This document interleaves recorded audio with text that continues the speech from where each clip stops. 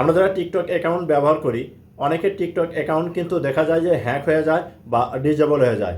আর disable বা hack হয়ে গেলে আমরা সেই আইডিগুলো কিন্তু আর সহজে ফিরিয়ে নিয়ে আসতে পারি না। প্রিয় দর্শক, আজকে আমি আপনাদেরকে টিকটকের এমনই একটি গুরুত্বপূর্ণ সেটিং দেখাবো, যে সেটিংটা যদি আপনি করে রাখেন তাহলে আপনার টিকটক অ্যাকাউন্ট যদি কখনো ডিজেবল হয়ে যায় বা হ্যাক হয়ে যায়, খুব সহজে আপনি ফিরিয়ে নিয়ে আসতে পারবেন। আর এই কাজটি আপনাকে অবশ্যই আগে করতে হবে।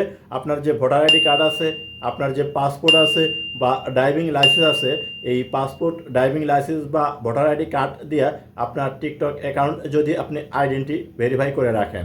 তে চলুন কিভাবে আপনার টিকটক অ্যাকাউন্ট আইডেন্টি ভেরিফাই করবেন পাসপোর্ট বা ভোটার আইডি কার্ড বা আপনার ড্রাইভিং লাইসেন্স দিয়ে। আমার মোবাইল স্ক্রিনে লক্ষ্য করুন, আমি আপনাদেরকে দেখিয়ে দিচ্ছি। ভিডিওটা দেখে যদি আপনার ভালো লাগে তাহলে অবশ্যই সাথে থাকবেন।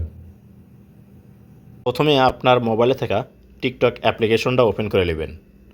আপনি টিকটক অ্যাপ্লিকেশন ওপেন করার পর এরকম শো হবে।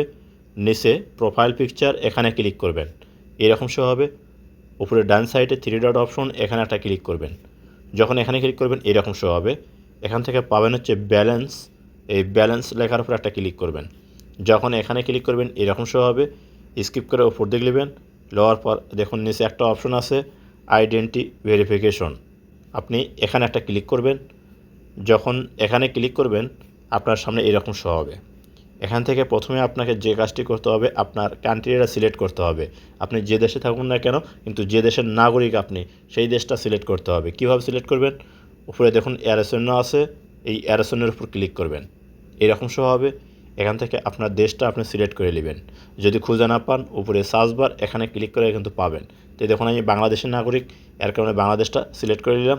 আর না পারলে উপরে সার্চ বার এখানে ক্লিক করে লিখে দেবেন, দেখবেন আপনার দেশটা সিলেক্ট হবে। তো বাংলাদেশ সিলেক্ট করার সাথে সাথেই দেখুন এখানে বাংলাদেশে কিন্তু প্রথম আছে আইডি কার্ড। আপনি আইডি কার্ড দিয়ে করতে পারেন, আপনার ড্রাইভিং লাইসেন্স দিয়ে করতে পারেন, পাসপোর্ট দিয়ে করতে পারেন। তো আমি পাসপোর্ট দিয়ে করব, এর কারণে পাসপোর্টটা টিক মার্ক দিলাম। ঠিক আপনি যেটাতে করবেন সেই অপশনটার উপর টিক মার্ক দেবেন। দেওয়ার পর নিচে আসা হচ্ছে নেক্সট, এখানে ক্লিক করবেন। যখন এখানে ক্লিক করবেন আপনার সামনে দেখবেন এইরকম শো হবে।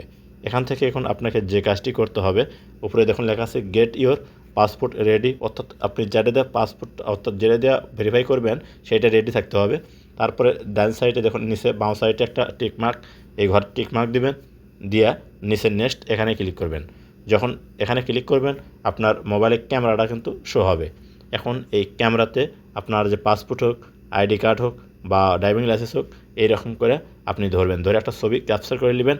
লওয়ার পর একটু অপেক্ষা করবেন। যদি প্রথম দেখুন না হয়, এই দেখুন আমি যে ছবিটা নিলাম এটা কিন্তু আমার ছবিটা ম্যাচ হয়নি, অর্থাৎ লেয় নাই। এখন আপনি যে কাজটি করবেন, এখান থেকে যে রিটেক ফটো, এখানে ক্লিক করবেন।